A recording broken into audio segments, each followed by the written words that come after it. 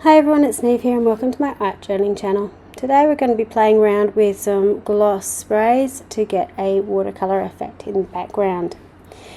So I'm starting out with some gesso in my journal. Now usually I wouldn't gesso a craft page, but this just happened to be a page I was working on or I had in my journal and I just wanted to use it up. So I put some gesso on. Then I started with the turquoise in the background.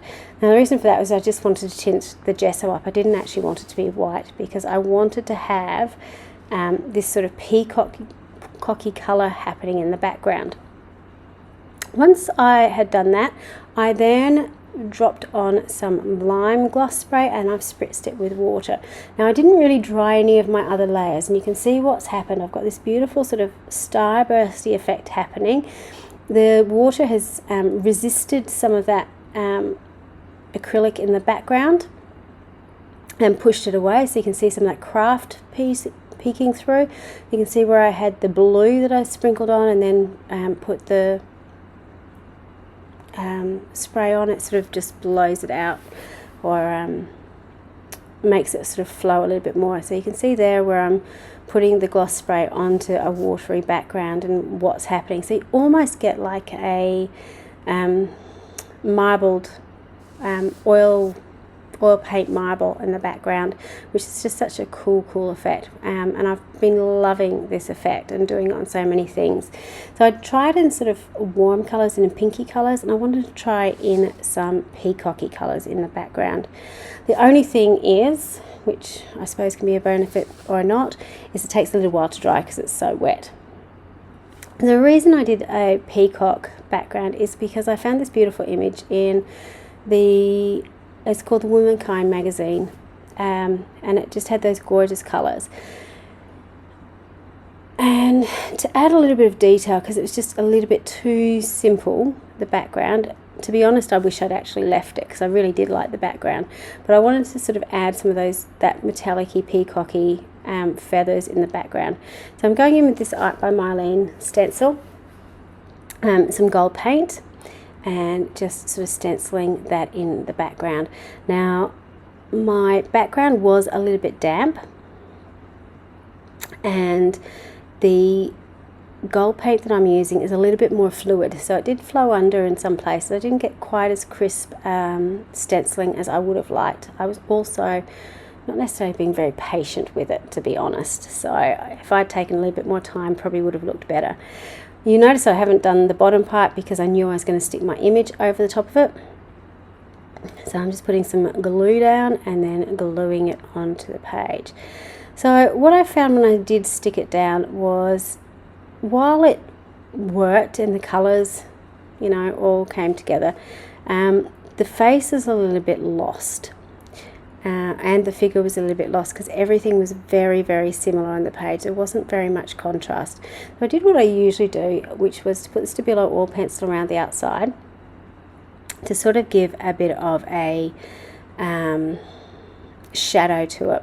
But what happened, unfortunately, and it is something you just need to be careful with magazine images, when they have a cut edge on them, is because it had a cut edge, it started the wet paint or ink started seeping into the magazine collage, which didn't give me the kind of effect I wanted to. So then I tried to fix it by drawing over the top with my Stabilo oil pencil, and that just made it all kinds of wrong, and just, you know, just not destroyed, but the delicacy of the original image sort of disappeared somewhat, which you'll kind of see in the close-up at the end. So everything started getting a little bit murkier.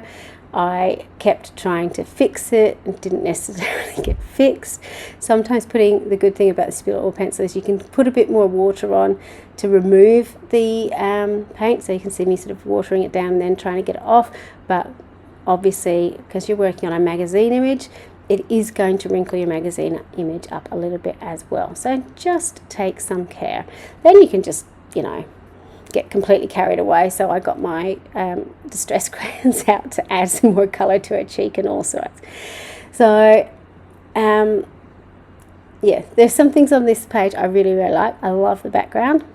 I wish I hadn't played around with the image as much, but these are all things you learn from, which is really, really important. So it's really hard to know what you like or don't like, or what will work and what won't work, until you actually do it.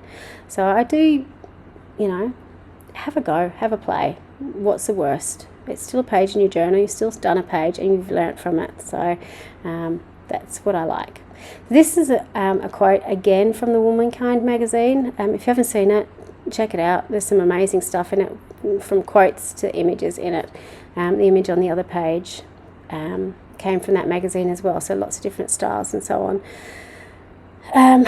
So I really liked this quote. Know that joy is rarer, more difficult, and more